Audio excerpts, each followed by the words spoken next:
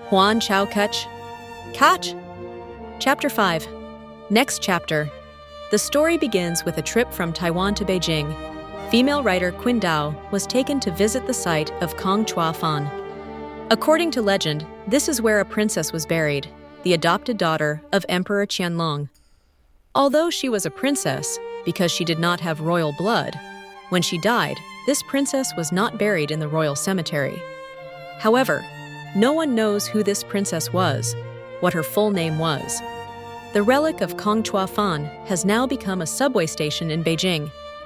The story of a commoner girl who was adopted by the emperor and loved dearly haunted Chiung Yao.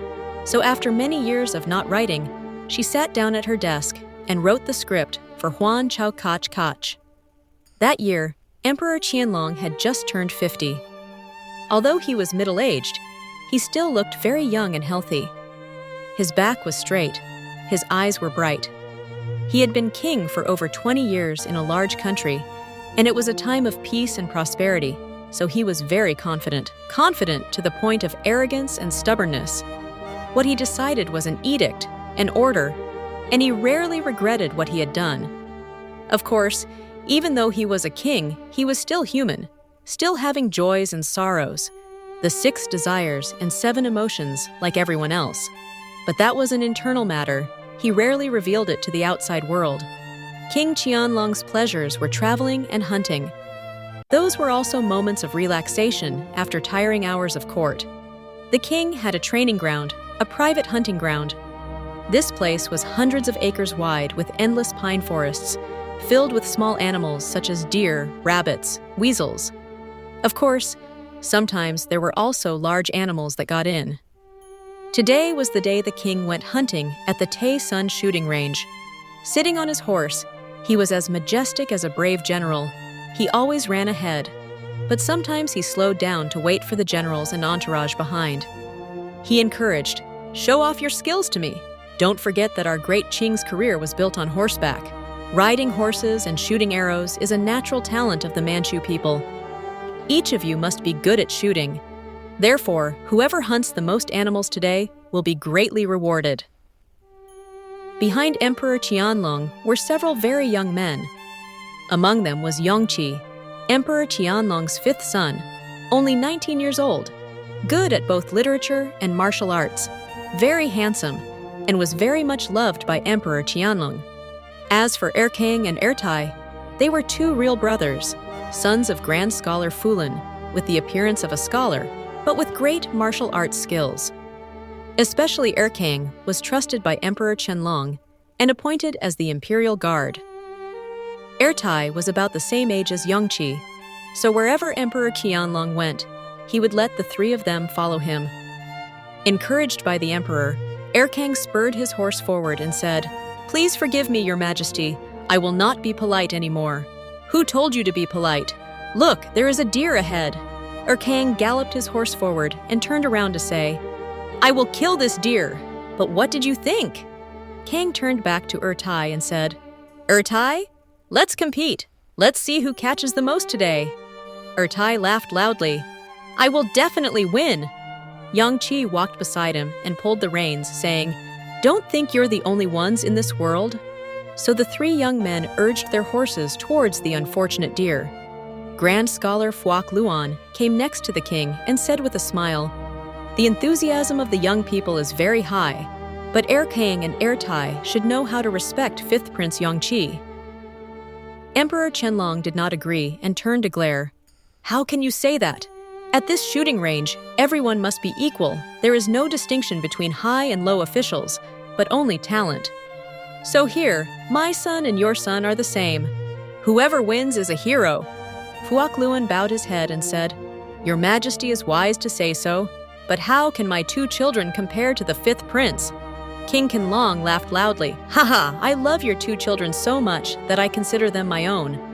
Otherwise, how could I let them serve me forever? So don't worry, let those children compete freely. Don't let them feel any guilt." "Yes, I will," Phuoc Luan replied, his heart filled with joy. The group of people and horses went deeper and deeper into the hunting ground. 000. At the same time, On the east side of the hunting ground, there was a towering natural cliff. Outside the cliff, Teo Yen Tu, Tu Vi, and Kim Toa were trying their best to climb, with the goal of getting to the other side of the cliff to enter the shooting range. But climbing the cliff was not easy. In addition to jagged rocks, the cliff was also full of thorns. Ziwei, with the sack on her back, followed closely behind. Her back was drenched in sweat, and lastly was Jin Suo. Ziwei climbed while looking at the towering peak of the mountain to estimate, then asked, "Ti Yanzi, are we almost there?" For Xiao Yunzi, although climbing the cliff was thorny, it was not that difficult, so she said, "Just get over this mountain and we will be there right away." "But how do we get over this mountain?" "Then get over the cliff." Jin Suo listened and widened his eyes. "Have to climb over this cliff? It doesn't seem easy. But that's the only way. There's no other way." Because every time the emperor goes hunting, the hunting grounds are strictly sealed off on all four sides. The security force is up to several thousand people. How can they get in? There is only this path, behind the cliff is the forest, and the hunting ground is reached, so few people pay attention. I was also curious and went in once before. Kim Toa shook her head, "But you are different, we definitely can't do it. We haven't gone anywhere yet but our legs are already tired." Tu Yen too was annoyed. "Kim Toa, you have to try a little, how can you be too young to do anything?" While Tu Vy also said, "But me too. I think this is beyond my ability, I can't get over this very dangerous cliff." Tu Yen too encouraged the two, "Don't mess around. Even if you can't get over it, you still have to try to get over it. You should listen. Is there the sound of horses chasing on the other side of the cliff? So my father was there, I was only a cliff away from him." Tu Vy heard that and put her ear to the cliff to listen, then sadly said, "I can't hear anything except the sound of my heart, it feels like it's about to jump out of my chest. I have to try. I have to overcome it. Come on. Climb up. Climb up. If I can't climb, how can I see my father?" Tu Yen Tu shouted. Tu Vy had no other choice but to continue climbing. Tu Vy's hand grabbed onto a rock, crawling up. Suddenly, her foot slipped. Vy screamed and rolled down. Tu Yen Tu heard the scream and turned around, startled, quickly flying after her. The two rolled a few more times before stopping. Tu Vy fainted for a long time before waking up. Her clothes were torn in many places, her hands and feet were scratched and bleeding. But Tu Vy didn't pay attention and immediately asked, "My bag? Where is my bag?" Tu Yen Tu was startled and quickly checked the bag behind Tu Vy, "It's torn. Take it off and check again." The two of them supported each other to a small rock. Tu Yen Tu fu. Tu Vy took down the bag, opened it and saw that the painting and fan were still there, then she felt relieved. "It's okay, it's okay. Nothing torn. Is your body injured anywhere?" Tu Vy heard the question and felt a sharp pain in her knee, looking down at the blood seeping out of her pants. Tu Yen Tu saw this and cried out, "Oh no! I didn't bring any medicine. What should I do now?" Tu Vy looked at Tu Yen Tu then looked up at the cliff. A thought suddenly popped up. "Tai Yen Tu, listen to me. If the three of us climb this mountain, I'm afraid we still won't be able to get to the other side by tomorrow morning. But if you were alone, things would be much simpler. So, how about this, I'll give you this message, please bring it over for me." Tu Yen Tu was surprised but immediately understood. "Do you want me to be the messenger?" "Yes." Tu Yen Tu looked at the mountain peak and thought for a moment, then nodded, "You're right. If we delay, it will get dark and even if we get to the hunting ground, we won't be able to meet anyone. Then, well, I accept. Since I trust you, you must consider this matter your own, no matter what. Don't worry. I won't let these tokens fall." Text was taken from trueenful.vn. Kim Toa had just arrived. Hearing that, she knelt down and bowed. "Ti Yen Tu, I would like to represent the young lady to send you this kowtow, as a thank you for your kind gesture." Tu Yen Tu helped Kim Toa up. "Don't do that. 2Vy is my sister after all, 2Vy's matter is also my matter, if I don't do it, who will? Well, it's too early, I'll go now to make it on time. You guys go back to the poorhouse and wait. I don't know the outcome of my trip this time, so if I don't come back tonight, then don't hang around here, just stay in Beijing and ask for news. Ziwei nodded, but still felt uneasy. Zi, remember to be careful. Don't worry. Take care of yourself. Xiaoyan Zi held Ziwei's bag tightly on his body and said, then hugged Ziwei once more, then left to climb up the cliff. 0 inside the shooting range. A deer quickly ran into the bushes. The group of people and horses galloped after it, shouting loudly, this deer has been chased by us for quite a while, it must be exhausted. Fifth Prince. Sorry, I'll make the first move. Kong raised his bow and aimed while speaking, but Tai seemed to have discovered something, pointed to his left and shouted loudly, oh! Over there! There's a big bear, go over there and see. Hurry! Hurry! There hasn't been a bear in this shooting range for a long time, what's so strange? Then, this bear is mine, no one is allowed to shoot it. Hearing that, Kong was quicker and quickly pointed the arrow to the left, then asked, bear? Where? Where? Yang Qi took the opportunity, proudly raised his bow towards the deer from earlier and said with a smile, thank you Tai. Thanks to your help, the deer will be in my hands. Thank you. Thank you. And let go of the arrow, whoosh. Kong looked at Tai and suddenly understood. That's right, there was no bear. But what happened was beyond everyone's expectations. A girl came out of nowhere. Kong and Yang Qi didn't understand anything. It was clearly a young deer, how come when they arrived at the place it turned into a young woman? They only saw that when Yang Qi's arrow flew away, they heard a human voice echoing ouch. Then, Yang Qi saw that he had shot someone, injuring them. Hastily jumping off the horse first, the wounded girl lay there in fear, her eyes wide open looking at everyone. The arrow on her chest was red with blood. The girl looked at Vin Ky without blinking, only stammering, please let me see the emperor immediately. Quickly. When Tuyen Tu was brought before Emperor Qianlong, her breathing was very weak. Emperor Qianlong was constantly surprised, what? A female assassin? This shooting range is very strictly guarded, how could a female assassin enter? The relatives, attendants, and officials who followed gathered to look at the girl, who was placed on the grass. Vin Ky seemed anxious and said, Your Majesty, is Imperial Physician Li here? Quickly examine her to see if she can be saved.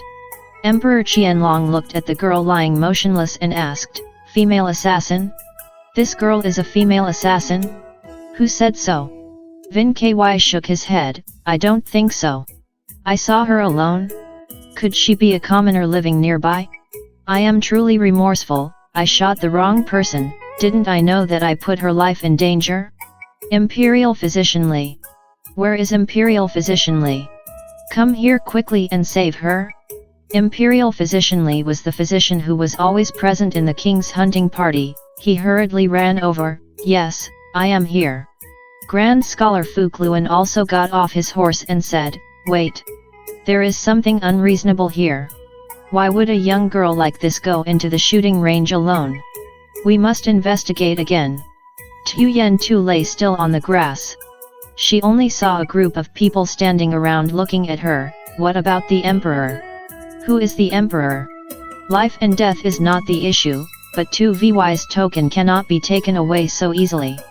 She tried to move her body to see if the bag behind her back was still there. Yen Tu's mouth was still muttering, Your Majesty. Your Majesty. Your Majesty. Nhi King turned to Vin Ky in surprise, did you hear what she said? Why did her mouth keep muttering the two words Your Majesty?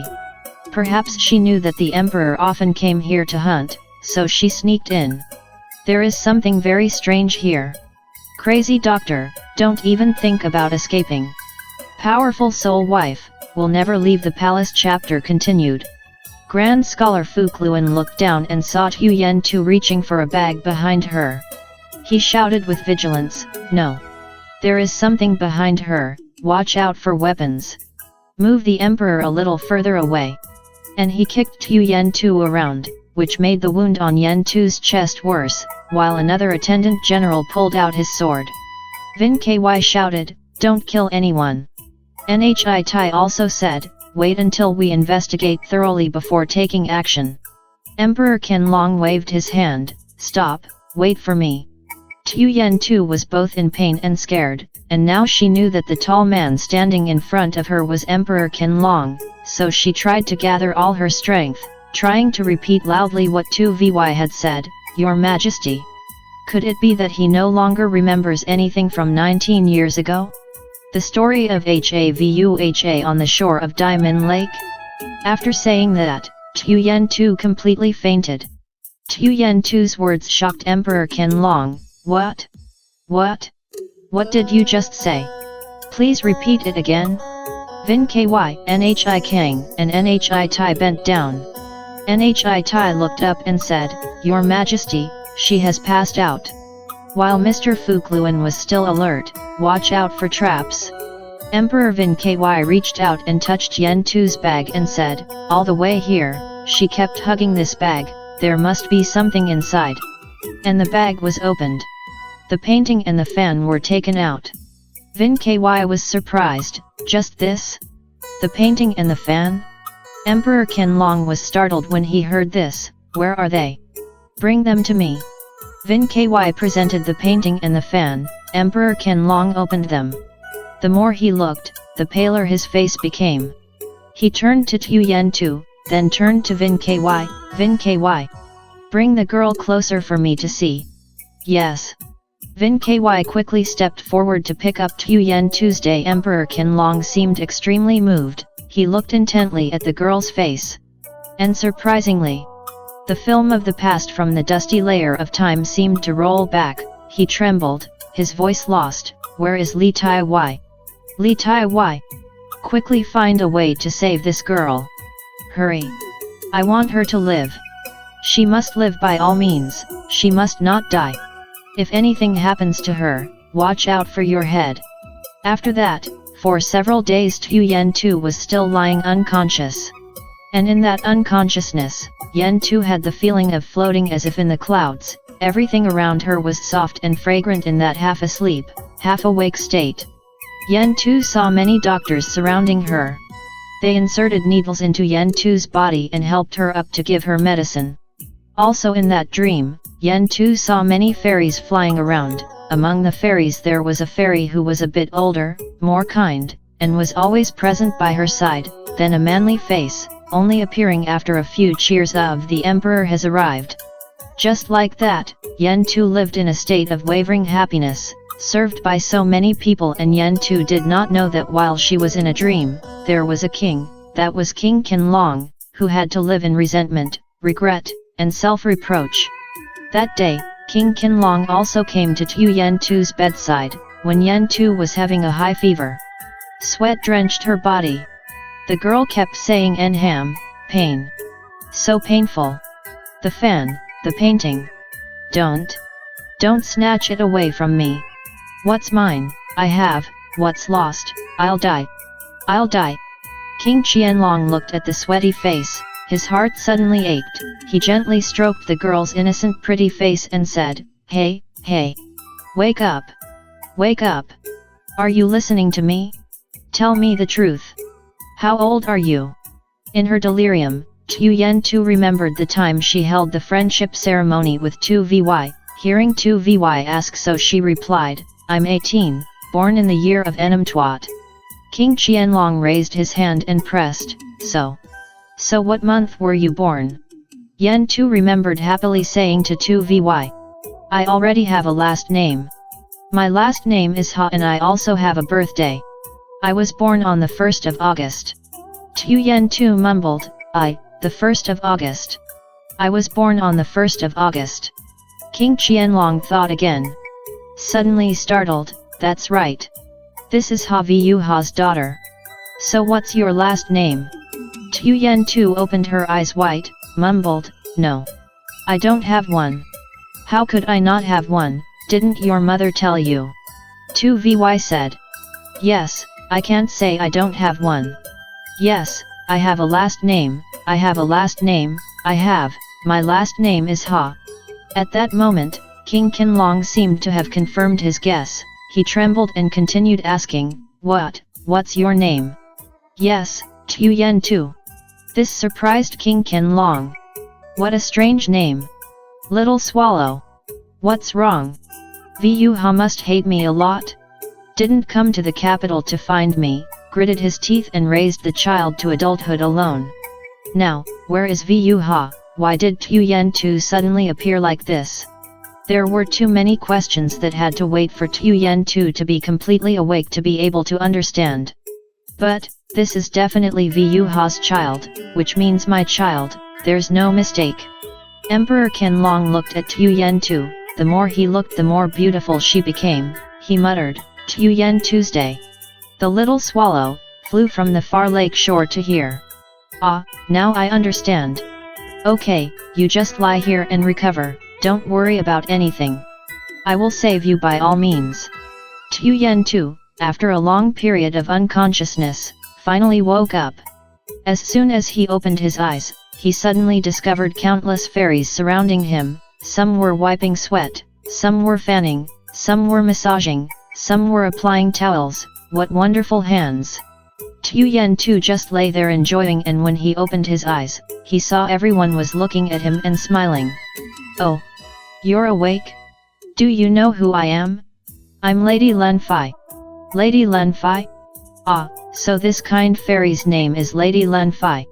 Xiao Yanzi turned to the right. There were a few white-haired fairies sitting around discussing something. It seemed to be related to someone who was sick. Turned to the left. The incense burner was smoking. Xiao Yanzi felt very comfortable. She still thought she was in heaven. The room was so beautiful and splendid. The bed was so soft, and the fairies, the incense was fragrant, so I must have gone to heaven. I really didn't expect heaven to be so comfortable. I will stay here, I won't go anywhere. Xiao Yanzi opened her eyes and closed them again. There was a whisper beside her, "You're awake? Are you all awake?" Of course. She opened her eyes, her pupils were moving. "Yes, I saw her looking at us. She must be about to wake up, Your Highness." While the fairies were discussing, Xiao Yanzi heard a shout from afar, "The Queen has arrived! The Queen has arrived!" The group of fairies who were whispering just now suddenly stopped. Then Tu Yen Tu heard a simultaneous shout, "Your Majesty, the Queen is auspicious." The oldest fairy from just now knelt down and respectfully said, "Your imperial concubine greets Your Majesty the Queen." Tu Yen Tu was so scared that she closed her eyes and wondered, why is the Queen here? So this is not heaven? This Queen seems so majestic. Tu Yen Tu thought, opening her eyes slightly to look. The Queen was about 40 years old, her body was covered with jewelry and jewels. Her willow leaf eyebrows, her phoenix eyes were majestic. And she didn't understand why, when she saw her, Tu Yen Tu suddenly shivered in fear. Was it because her gaze was too sharp and cold? Behind her was another old woman, her expression was also very cold. "All of you stand up." The Queen's voice was equally cold. And all the fairies present stood up. The Queen came to Tu Yen Tu's bed and watched attentively, making Tu Yen Tu not dare to move. "Is this the girl brought back from the hunting ground?" Text taken from trueenfull.vn. "Yes," the imperial concubine replied. "How is it? Has the wound healed yet?" "Yes, Your Majesty, the pulse is steady, it can be said that the danger has passed." A royal physician hurriedly stepped forward to report. The Queen nodded. The royal physician truly has a golden hand. "Very good. Yes, thank you, Your Majesty. But perhaps this girl's life is a very fortunate one, so she is protected by the Emperor." "Is that so? A very fortunate one? Protected by the Emperor?" The Queen's words were stern, making everyone in the room silent. Tu Yen Tu also felt tense. Thinking, who is she talking about? The girl brought back from the hunting ground? Me? Could it be? I was brought into the royal palace? It turns out, this place is not paradise, it's just the royal palace. Little Swallow gradually regained consciousness, her memories slowly returning. Oh my god! So I've entered the royal palace. Zai Wei tried every way but couldn't get in, and me. I planned to get in right away. The queen waved to the crowd, you all go outside, only when I give the order can you come in. Yes. Everyone in the room retreated, including Ling Fei, but the queen ordered, Ling Fei, you stay, I have something to ask you. Yes. Come here. Ling Fei walked to the bedside. The queen was still intently looking at Little Swallow, asking, there are rumors in the palace, that this girl looks exactly like the emperor. But why can't I see it? And you? How is it? Do you think she looks like the emperor? Where? The queen's words made Ling Fei confused. Yes. I heard the emperor say that, the more I look, the more I see the resemblance. The queen turned back to the old woman behind. What do you think about Dung Mama? The old woman called Dung Mama stepped forward to look closely at Tu Yen Tuesday, Your Majesty. People say that dragons give birth to 9 species. Just look at the ACA and CACA and you will see clearly, no one is the same as another. Besides, the girl is lying like this, I can't see clearly either. The queen smiled faintly, yet there are people who dare to assert, saying that her eyebrows, eyes, are exactly like the emperor. Then turning to the imperial concubine, the queen gritted her teeth, don't just say good things about her just because you want to please the emperor. This girl's origin is unknown, she appeared suddenly. How could she have entered the shooting range alone? There must be an insider. I have looked carefully, I don't see any resemblance to your emperor at all. This is definitely a fake. So don't have any opinions about it. If you look closely, it is not the emperor's blood, then not only will it die, but you will also be implicated. The Empress Dowager seemed scared, the Empress is right, she is right. I dare not talk too much anymore. It is good that you know that. I will clarify this matter, how can we just rely on a fan, a painting, to conclude that this is the princess? It is truly absurd. The Empress Dowager once again responded, yes. Yes. Okay, I have looked carefully, I see clearly. Dung Mama, let's go. And the Empress and Dung Mama turned around and left. The Empress Dowager knelt down, I would like to send the Empress Dowager off. No need. Just try to be a little more objective when standing next to the Emperor. Remember that the bloodline of the royal family cannot be mixed, if there is anything bad, the crime is beheading, you understand, right? Yes, I understand. Then the footsteps gradually faded away. So the queen and Dung Mama had left. Little Yen Tu opened her eyes slightly and saw imperial concubine Ling bowingly as she led the queen and her entourage out. And now little Yen Tu was almost completely awake. She saw that the matter was not as simple as she thought, but extremely complicated. Little Yen Tu muttered, this is not good. They mistook me for princess, and suspected me of being a fake and wanted to behead me. What should I do? Little Yen Tu cried out in pain and lamented, 2vy. 2vy, you have harmed me. Hoan Châu Cách Cách Chapter 7 Previous chapter Next chapter Little Yen Tu did not know that during the days she lay unconscious in the royal palace, 2vy, Kim Toa, Lu Tan, and Lu Hong searched all over Beijing every day to find her. But little Yen Tu was like a kite with a broken string, soaring into the sky and disappearing. 2vy kept searching with a heart full of despair, regret, or rather, remorse. Zai Wei had gone to the shooting range several times, asking around, but no one knew anything. This time, regarding Xiao Yan Zi's disappearance, Zai Wei had to swallow her anger, not knowing how to explain it to Lu Qing's brothers, because that secret was impossible to reveal. Lu Qing had been nagging more than once, how could such a strange thing happen?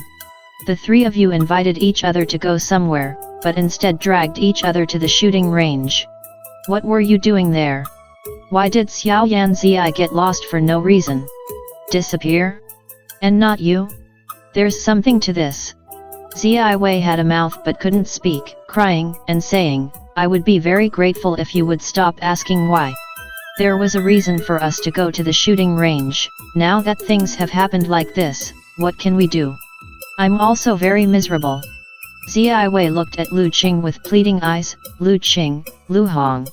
I beg you to, can you two go to the palace to inquire if there is any news of Tu Yen Tu?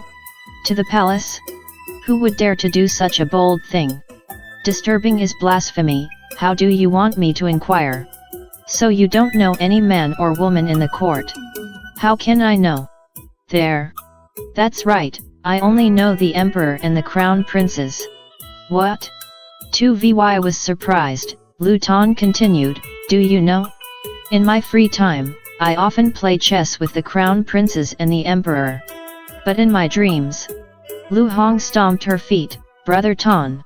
Why are you still joking at this time? Tu Vy cried. You've run out of tears, why don't you think about how to help people? Stop joking around. Lu Qing turned to glare at her sister. Don't you know what's wrong with me? How did I get to know the people in the palace? But Ziwei is also partly at fault here. To tell the truth, Xiao Yan Zi was with us before, and I saw her as my sister. She asked for my opinion on everything. But when Ziwei appeared, they all went to the king's shooting range together, without even letting me know. They treated me like an outsider, not a friend anymore. So, don't you feel so angry? They don't care about me at all. Ziwei heard the blame, tears streaming down her face. Yes, I know it's my fault. If you want to do something, you should have discussed it carefully. You shouldn't have been so reckless. But because Xiao Yan Zi said it was certain. Because she often went there when she was young, she was very familiar with the way around. Lu Hong stomped her feet. Oh my god. Little Yen Tu is a liar, don't you know that? Lu Ton continued, she is very brave and calculating, but her martial arts are too bad. And yet you have sworn brotherhood with her, but still don't know her personality? She is only enthusiastic. Don't ever listen to what she says. The two Lu brothers talked and blamed, while Vy only had tears. Day by day, news about little Yen Tu became less and less. Living in that confusion, Tu Vy once worriedly said to Kim Toa, maybe little Yen Tu is dead? Don't say such unlucky things. Kim Toa frowned. Tu Vy said again, if she is not dead, why is there no news? It's all my fault. I'm too selfish, only thinking about my own interests and not thinking about the safety of others, which led to this situation. Miss, you shouldn't keep blaming yourself like that, because in this matter, I didn't force her in any way. It's all just a personal story. That's why I'm even more troubled. In my life, besides my mother, I've met a soulmate like her. The past few months of living together have shown that I've found joy again. If I knew that no matter what I did, I wouldn't have let her do such risky things. Kim Toa disagreed, saying, Miss, you shouldn't sit there and blame yourself. Because I didn't foresee what Tu Yen Tu would encounter? There's something more important to be concerned about here. The two treasures that are more precious than your life have gone missing with Tu Yen Tu. Tu Vy was startled when she heard this, immediately understanding what Kim Toa was trying to imply. But she said, at this time, Tu Yen Tu's life and death are still unknown, yet you keep thinking about the loss or survival of the treasure. Are you going to blame Tu Yen Tu too? Kim Toa was indignant. Do you remember what you promised when your mother was about to die? That was to bring those tokens to meet your father. But now that the tokens are gone, even if you do meet your father, what proof will you have that you are your father's biological child? Think about it. Every time I think about it, I feel really sad. Tu Vy stood up. What do you mean by that? Do you think Tu Yen Tu can do something bad? Tu Yen Tu can't betray us. I didn't think about that at all. I just feel regretful. I feel uneasy. Why didn't I stop you at that time, let you give the precious token to that person? Shouldn't I have kept it? How shameful. If I die and go to the underworld, how can I have the face to meet you again? Kim Toa's words made Tu Vy burst into tears. Kim Toa felt regretful. It's all my fault. I'm sorry. I shouldn't have said that to make you sad. Tu Yen Tu is a person of love and loyalty. She will definitely not betray us. I believe in her. I also believe that God has eyes. He will definitely protect Tu Yen Tu to live and do things for me. Miss, please don't cry anymore. Tu Vy was moved and hugged Kim Toa. You are so good.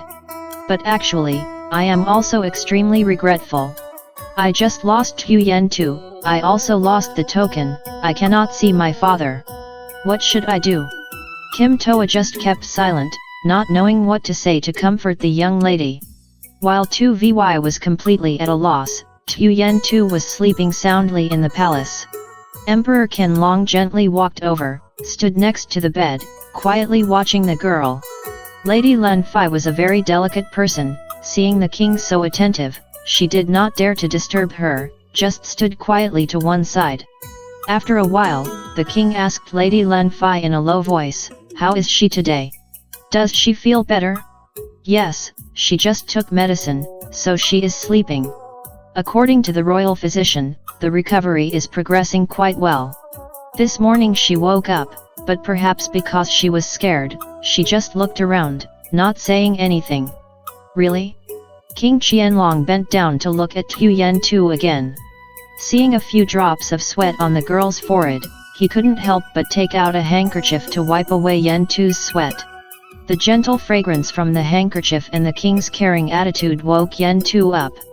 But she still lay there quietly because from childhood until now, Yen Tu had never been taken care of like that by anyone. She lay still to enjoy that small happiness.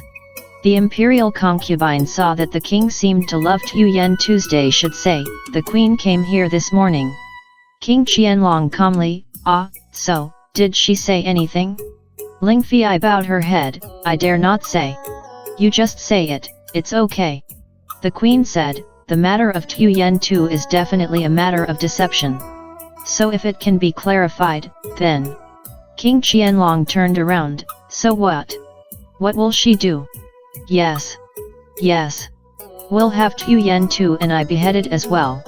"Humph." The king seemed displeased. Ling Fei continued, "Honestly, I have no intention of saying more. It's just that I take care of her every day, so I have the chance to look at her. And the more I look at her, the more I see her resemblance, especially when she's awake. Her face looks so much like your Majesty's. I don't dare to add anything more." King Qianlong still looked attentively at Tu Yen Tu, but was a bit annoyed. "Whoever says this girl is not my child, I will behead her immediately. I didn't have to wait until now, but right from the time I was at the hunting ground, the moment I saw her, an unusual feeling arose in my heart. Especially when I saw her lying there, asking me if I still remembered Ha Vu Ha. How could I forget her eyes that had an image of despair? The sacred love between father and daughter, how could it be faked?" The voice of Emperor Qianlong was a little loud, causing her eyes to open wide. Emperor Qianlong saw Tu Yen Tu open her eyes, and was overjoyed. "You're awake?" Tu Yen Tu looked at the emperor's stern face and was suddenly afraid. "You, who are you?" The imperial concubine quickly stepped forward and patted Yen Tu's hand. "Hey! When talking to the emperor, you can't call him sir, understand?" Tu Yen Tu suddenly remembered, and was about to kneel down, but as soon as she rolled over, she fell to the ground. "Your Majesty!" Emperor Qianlong quickly helped her up. "Don't move." The imperial physician said, "Your wound is quite serious, you're bleeding a lot, so you need to rest for a few more days. I'll excuse you from the formalities." Only now did Tu Yen Tu have the chance to take a good look at the king. Was this the most important person in the world? A person that all subjects had to respect. And yet, Tu Yen Tu timidly said, "You are the emperor? Is it really the current emperor? The Qianlong emperor?" The imperial concubine standing nearby reminded, "Why do you keep calling the emperor sir?" King Qianlong interrupted, "Don't pay attention to the matter of addressing. She lives among the common people, how can she know the court's rules?"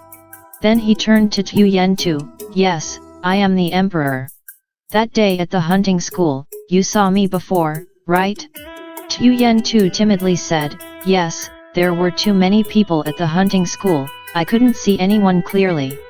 Then suddenly Tu Yen-tu remembered Tu Vy's desire to meet the king but couldn't, and she. Tu Yen-tu sat up and cheered, oh my god! I've met the emperor. King Qianlong felt amused and quickly patted Xiao Yanzi's head and pushed her down, that's right. You've met the emperor. I also know that you've encountered many hardships on the way. King Qianlong touched Xiao Yanzi's forehead, oh. This is good. Your fever is gone, are you hungry? I'll tell them to prepare a meal for you, okay? Xiao Yanzi quietly looked at the king. The king's care and gentle greetings made Yanzi feel the warmth of family. She was moved and said, You are the emperor. Yet you care for me like this, even if I die, I will be happy. Xiao Yanzi's words moved the king, you have been saved, so you cannot die. From now on, I will let you be happy, and will not let anyone kill you anymore. Xiao Yanzi looked at the king with emotion, unable to say a word. The king continued, now that you're awake, I have many things to ask you. Little Yanzi was silent, the king took out the fan from his person. I already knew your name was Little Yanzi, and this fan was found on you. You have overcome so many dangers to sneak into the hunting ground, is it to bring these things to me? Little Yanzi nodded. Emperor Qianlong was silent for a moment and continued, I also know that your mother's name is Xia Yuhi. Was it the person who gave it to you? How is it, is your mother still well?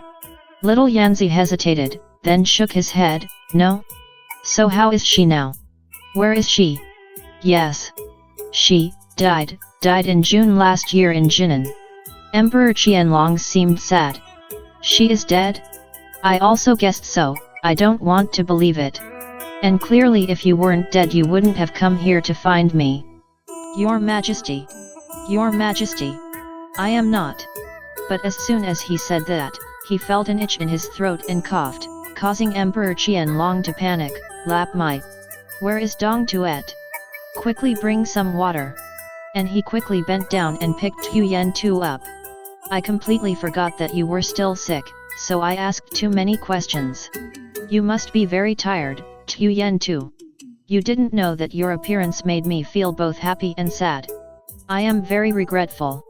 Starting from today, your days of poverty are over. You are my wandering child among the people. Now, that child has returned home. Tu Yen-tu heard that and coughed even harder. While coughing just as she tried to say, Your Majesty. Your son. Your Majesty. Before she could say anything, a group of palace maids rushed over, some bringing tea, some bringing medicine. Lap Mai lifted the medicine with both hands and respectfully said, Miss, please take the medicine. But Len Fai standing nearby roared, What are you saying? You don't know any manners. Listen carefully, you have to call me princess, understand? Lap Mai heard that and hurriedly knelt down, kowtowed and said, Please take the medicine.